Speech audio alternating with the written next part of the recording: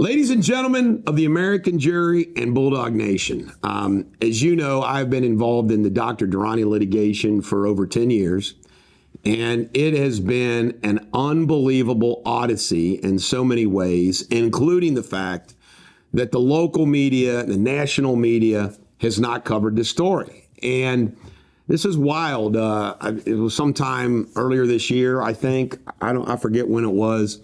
But I send out these massive emails to the media on everything, including Durrani. And I cannot believe that nobody in the national media ever picked this up. So one day, I forgot when it was, I got contacted by a young freelance writer named Danny Salino, who is from up in Brooklyn.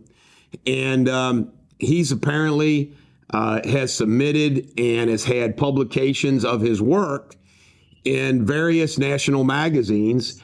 And he said that he wanted to write something for the New York Times. He had never had anything go in the New York Times, but he thought that this story would be perfect for the New York Times. And he called me, he interviewed me, he contacted other people involved in the story. Nobody, I think, would really cooperate. He's given them an opportunity. So I think he even sent out the story that he wrote for people for comment. But I said, Danny, can I interview you? And he's agreed to come on and explain what he's tried to do, and we'll see it. So, Danny, welcome to the show. Thanks for having me. Well, Danny, let's just get right to it. What kind of caught your attention to the Dr. Durrani story? Because it sure as hell hasn't caught any other journalist's attention. Just the fact that it seems to be being ignored by just about everybody that is, involved in it. It's criminal, and it's just being swept under the rug. Well, I really appreciate you trying to do something about it. Have you submitted your article that you wrote to the New York Times? Yes, I have, and they have not replied yet. Okay. Well, tell me what you wrote about and who you've contacted and whether or not you've heard from any of them. I've contacted multiple Supreme Court justices.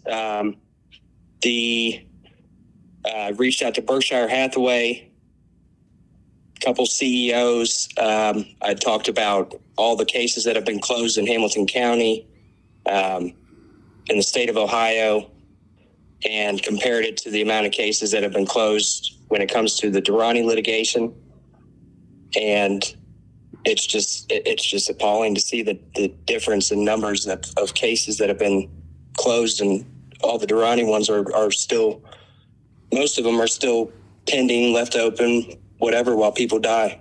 Let's talk about that. We sent you what we filed in the Court of Claims, and you followed up on it. Isn't it wild that only if you have a Dr. Durrani case in the state of Ohio, you don't get the 3-year special treatment? Yeah, it is wild. Did you try to reach Maureen O'Connor, who I cannot stand? Did she ever respond? No, she did not. How about Sharon Kennedy, the new Chief Justice? Yep, no response. All right. Well, what is the crux? What is it that you want to tell the world through your article about this story? Like, what is the main theme that you want everyone in the country to know if we can get your article published? Medical terrorism, really. That's what it boils down to. And Medical Protective trying to cover it up. They want to avoid it. They're fighting it when they could just settle and get it taken care of. Corrupt corporate leadership. Isn't it amazing? Rampant. Isn't it amazing how corporate health care in this day and age is just so unbelievable?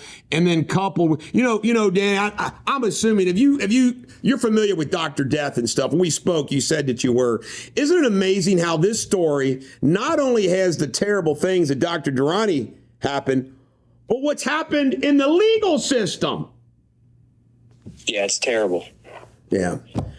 Will you promise to keep us posted on whether New York Times will actually publish? And if they say no, will you try to send it to other publications to publish?